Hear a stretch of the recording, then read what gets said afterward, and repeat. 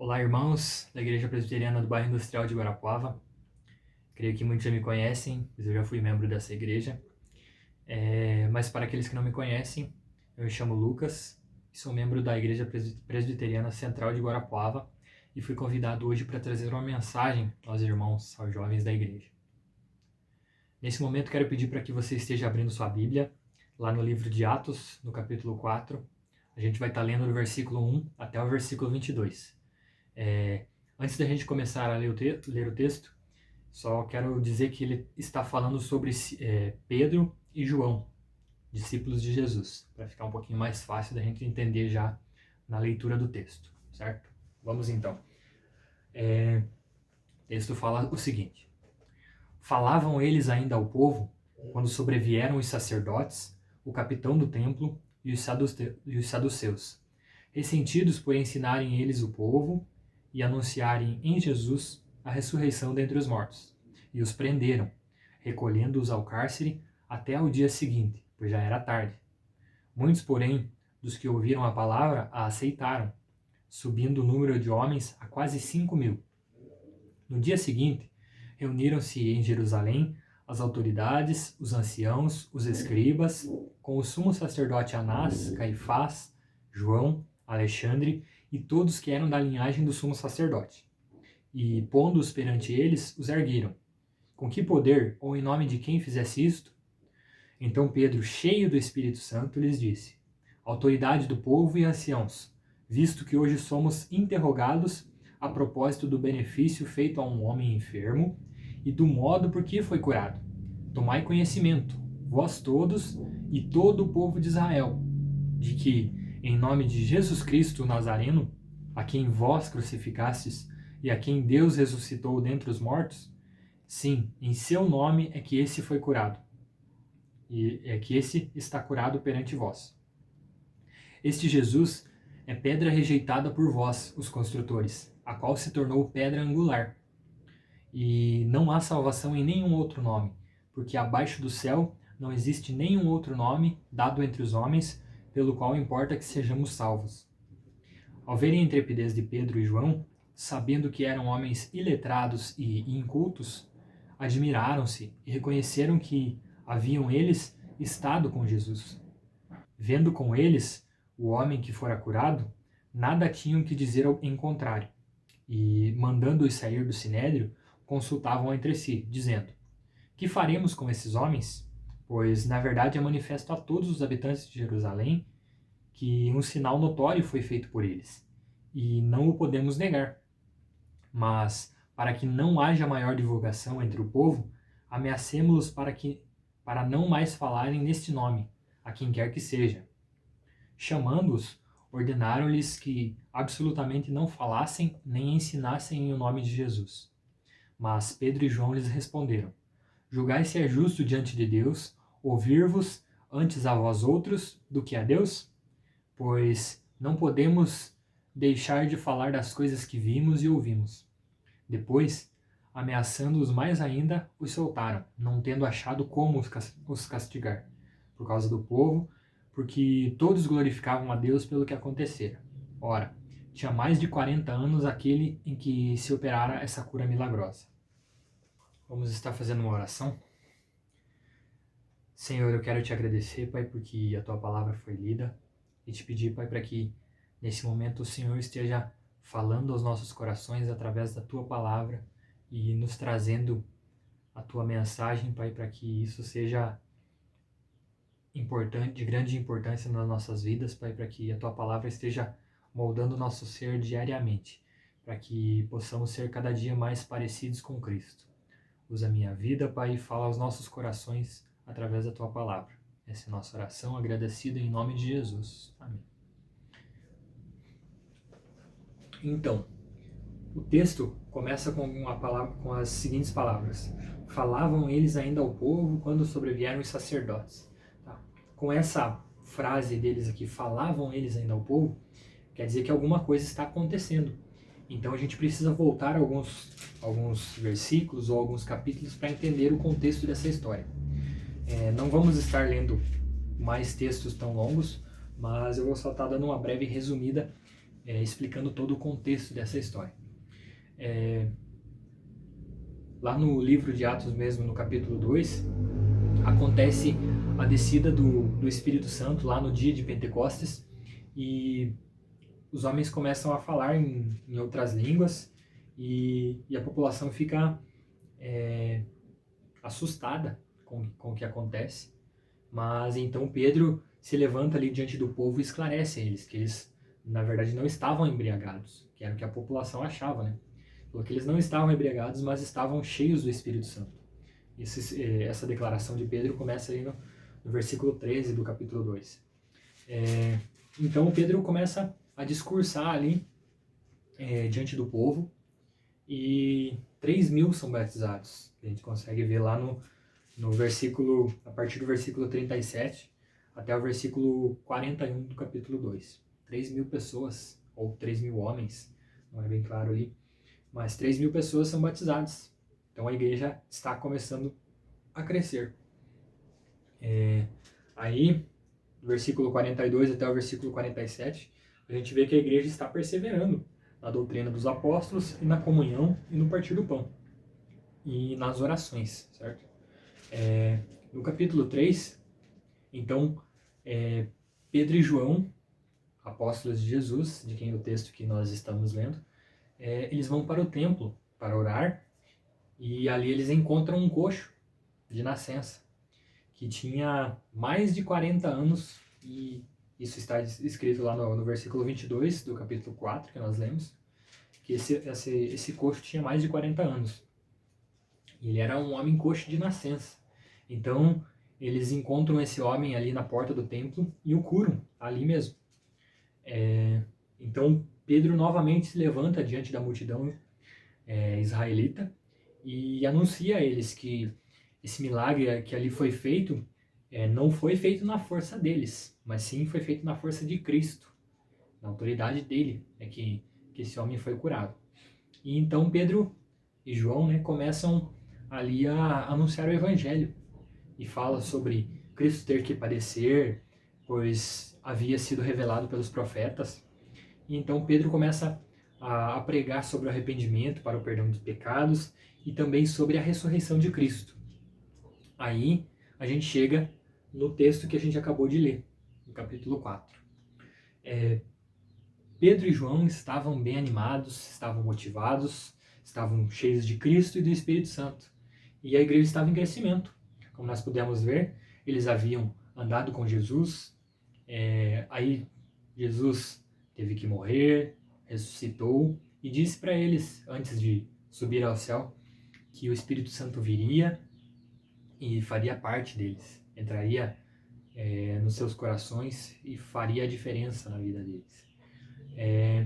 Então, eles estavam bastante animados, motivados, mas muitas das vezes nós estamos da mesma forma, estamos na igreja, estamos reunidos com nossos irmãos, estamos animados, motivados, as coisas vão bem, mas de repente chegam crises, e as crises às vezes podem nos desanimar. Aí essas crises muitas das vezes nos deixam para baixo, fazem nos afastar de Deus, afastar da igreja, afastar dos irmãos, e isso não é bom. Então, hoje, o tema que eu queria tratar é sobre fidelidade em tempos de crise, certo? Então, na nossa vida, muitas vezes a gente se encontra em crises, Às vezes, essa crise pode ser uma indecisão sobre que faculdade fazer, uma dificuldade de relacionamento na nossa família, uma doença, um desemprego, pode ser tantas coisas, mas então a gente precisa saber de algumas coisas para a gente permanecer fiel diante dessas crises que surgem nas nossas vidas. Com a chegada de um tempo de crise, tendemos a desanimar, mas Deus nos mostra na sua palavra que não devemos nos abalar, e a Bíblia nos mostra alguns passos para nos manter fiéis diante das dificuldades. Então, no texto que a gente leu, a gente precisa entender também que Pedro e João ali estavam animados, estavam motivados, a igreja estava em crescimento, mas chegou uma crise para eles. Que crise é essa? Qual o tipo dessa crise? No versículo 1 até o versículo 3, a gente consegue ver ali que eles ainda estavam pregando o evangelho, mas os mestres da lei, capitão do templo, os saduceus, que eram os estudiosos da época, os mestres da lei, o capitão da guarda do templo, eles chegaram ali e os prenderam, porque eles estavam pregando sobre Cristo, estavam anunciando a sua ressurreição dos mortos. E mesmo diante dessa pregação, ali no versículo 4, a gente vê que a igreja passa de 3.000 para 5.000 convertidos, mesmo diante dessa situação, certo? Então, que crise é essa que chega? Na vida de Pedro e João, eles são aprisionados por pregarem o evangelho. E na nossa vida, muitas das vezes a gente se depara com situações, até uma pandemia, e a gente precisa aprender alguns passos para a gente permanecer fiel diante dessas crises. Então, primeiramente eu queria falar do nosso tema. O que é necessário para a gente se manter fiel em tempos de crise? O primeiro passo é que a gente precisa ter uma vida de oração. E aí eu peço para os irmãos estarem voltando ali no capítulo 3, uma página antes, no versículo 1, que diz o seguinte: Pedro e João subiam ao templo para a oração da hora nona. Era levado um homem coxo de nascença, o qual o punham diariamente à porta do templo, chamada Formosa, para pedir esmolas aos que entravam. Não vou seguir o texto, mas a gente consegue perceber aqui que Pedro e João eram dois dos discípulos de Cristo, tinham andado com ele, tinham aprendido muita coisa com ele, então eles andavam com o Filho, e ali, quando chegou ali no capítulo 2 de Atos, a gente percebe que o Espírito Santo chegou até eles também, e eles estavam buscando ter uma vida de comunhão com o Pai. Então, é super necessário na nossa vida que tenhamos uma vida de oração, uma vida de busca, de comunhão com o Pai. A oração não é algo que faz com que a gente mude a vontade de Deus, a gente mude o querer de Deus, a gente querer dar uma ajudinha para Deus. Não, a oração não é isso. A oração é totalmente ao contrário. Quando a gente está orando, é Deus quem está tratando de nós, está tratando dos nossos corações e nos mostrando que nós precisamos dele para nos manter firmes. Então, o primeiro passo que a gente precisa ter para nos manter fiéis diante de crise é ter uma vida de oração.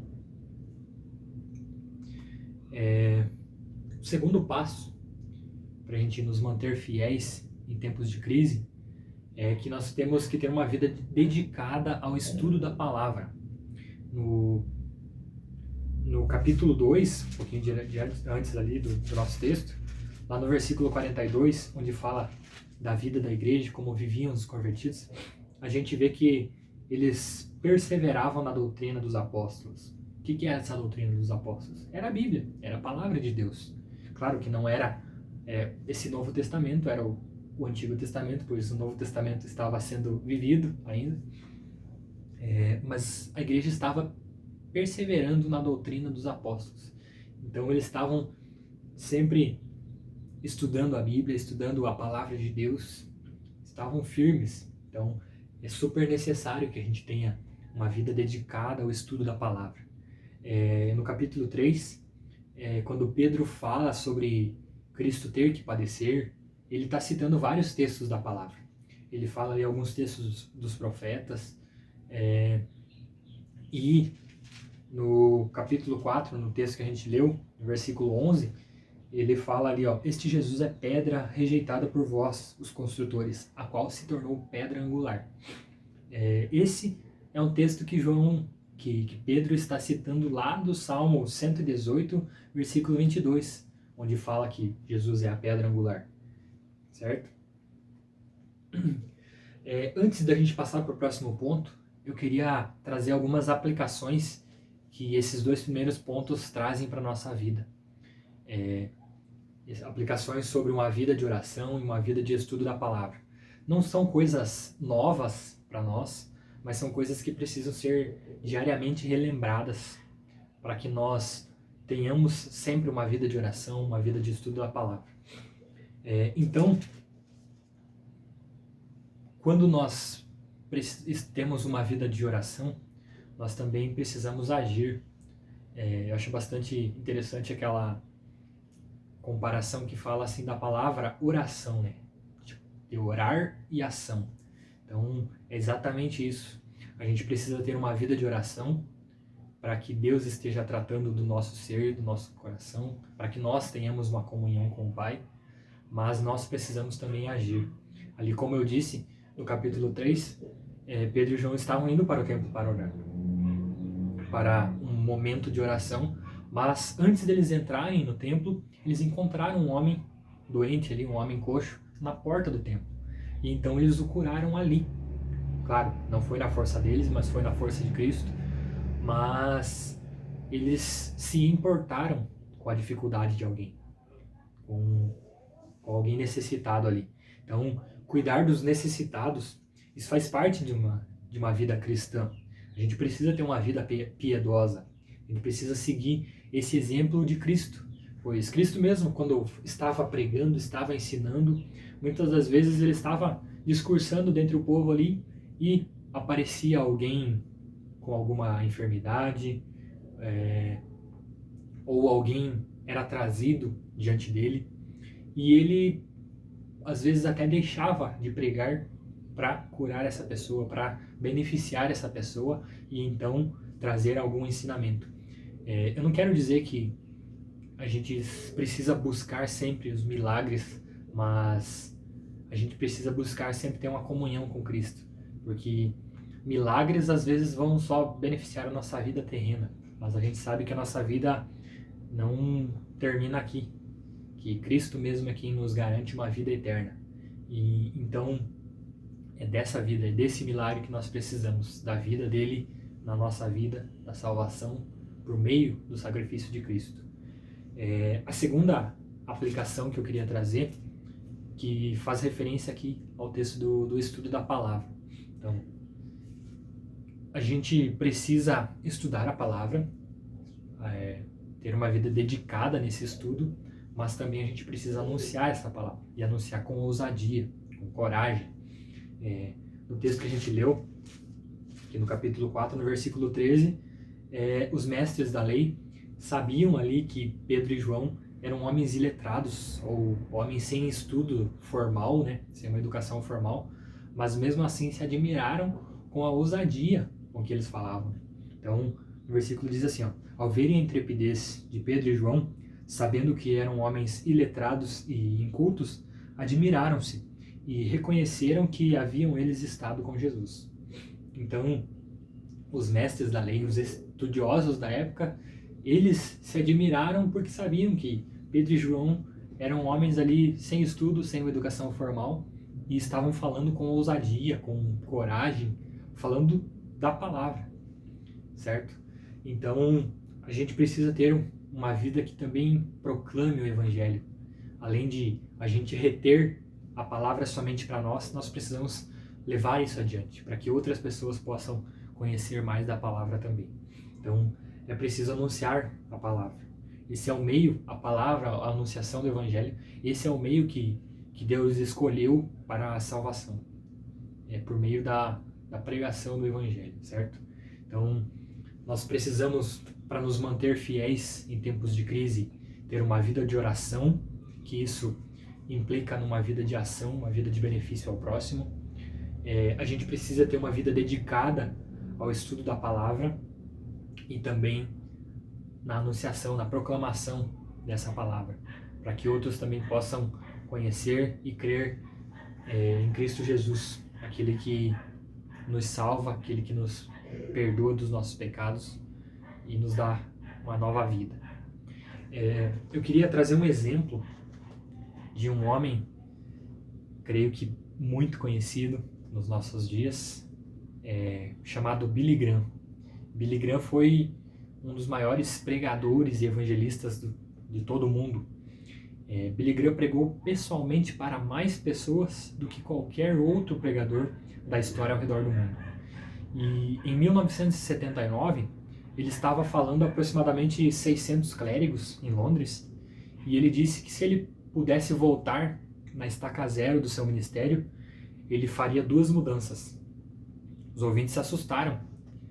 O que ele queria dizer com isso, né? Um pregador tão influente, e se ele pudesse voltar, ele faria outras mudanças, né? A primeira mudança que ele diz é que ele estudaria 3 vezes mais do que fizera. Aceitaria menos convites para pregar.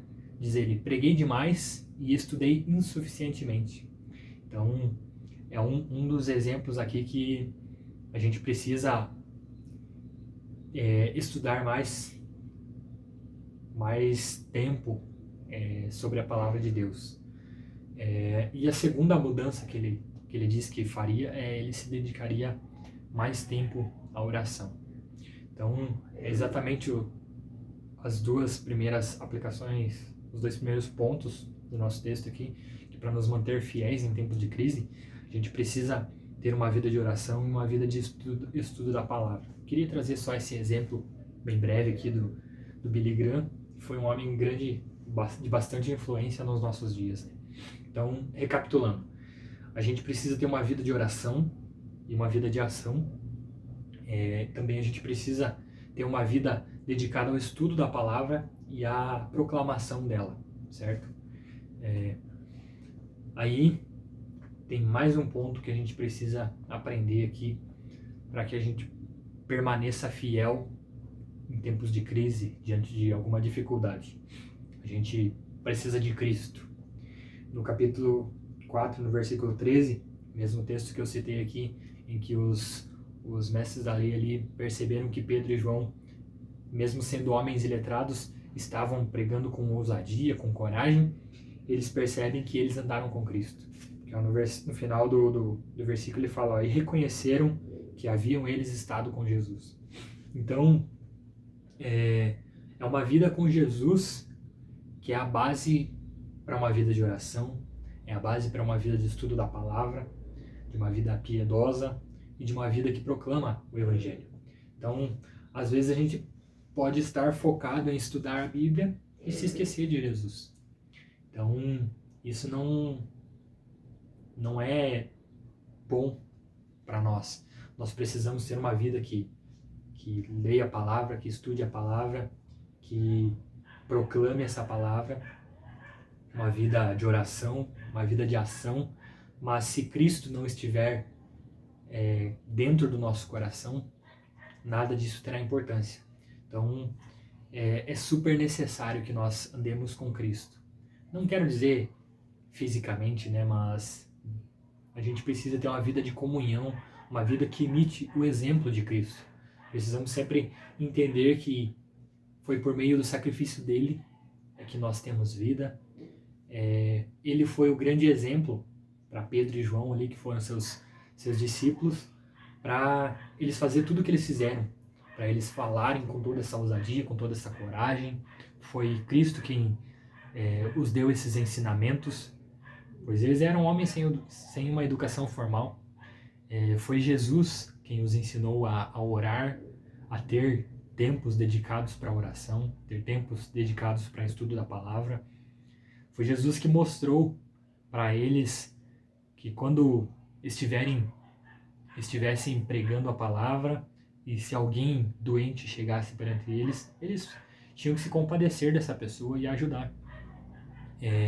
E antes de Cristo partir, ele falou: vocês precisam pregar a todas as nações, tanto em Jerusalém, Samaria, toda a Judéia. Então vocês precisam pregar essa mensagem. Foi isso que Cristo falou. Então, Cristo é o responsável por Pedro e João fazer tudo aquilo que eles fizeram, falar tudo aquilo que eles falaram. É na autoridade dele que eles pregam. Essa é a resposta deles diante dos mestres da lei. Então, Pedro e João aqui estavam presos, né? Foram presos por causa da proclamação do Evangelho, mas se manteram fiéis.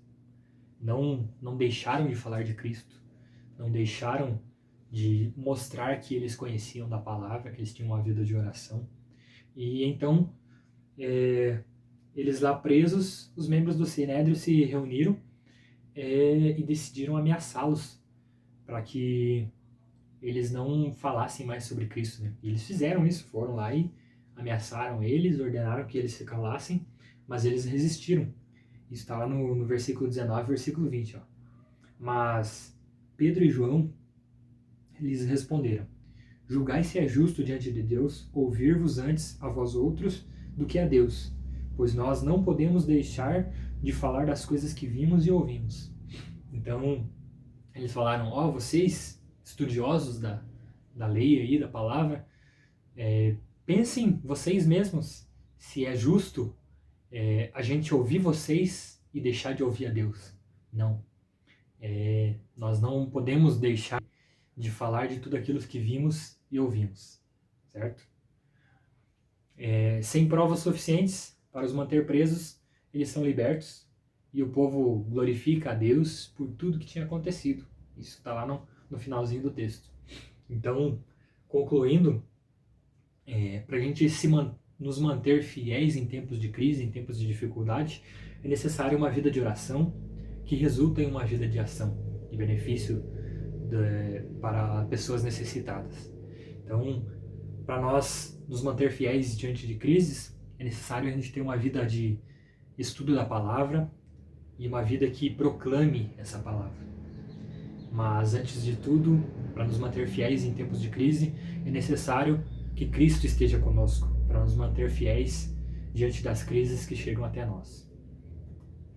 Essa era a mensagem que eu queria trazer para nossos irmãos, que Deus nos ajude a nos manter firmes por meio de uma vida dedicada à oração, uma vida dedicada ao estudo da palavra e seguindo sempre o exemplo de Cristo.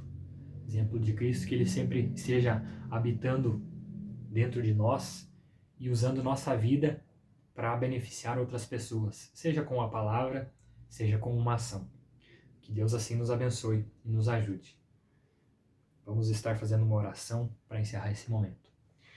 Senhor, eu quero te agradecer, Pai, porque pudemos estudar um pouco da Tua palavra, pudemos ver o Senhor falando sobre as nossas vidas, e eu quero te pedir nesse momento para que o Senhor esteja nos ajudando, Pai, a ter uma vida dedicada à oração, uma vida dedicada ao estudo da Tua palavra, uma vida dedicada em andar com Cristo, e que a gente não apenas retenha as coisas do Senhor para nós apenas, mas para que nós usemos também para benefício de outros, que nós possamos agir em benefício daqueles que necessitam, que possamos também pregar da Tua palavra para aqueles que precisam ouvir, para que outros possam conhecer o mesmo Cristo que nos salvou, que nos dá vida, para que o Senhor possa estar alcançando mais vidas e usando as nossas vidas para falar aos corações de outras pessoas.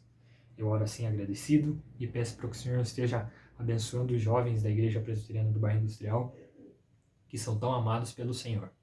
Eu oro assim grato no nome de Cristo Jesus. Amém. Amém. Então, um forte abraço a todos os irmãos. Que Deus os abençoe.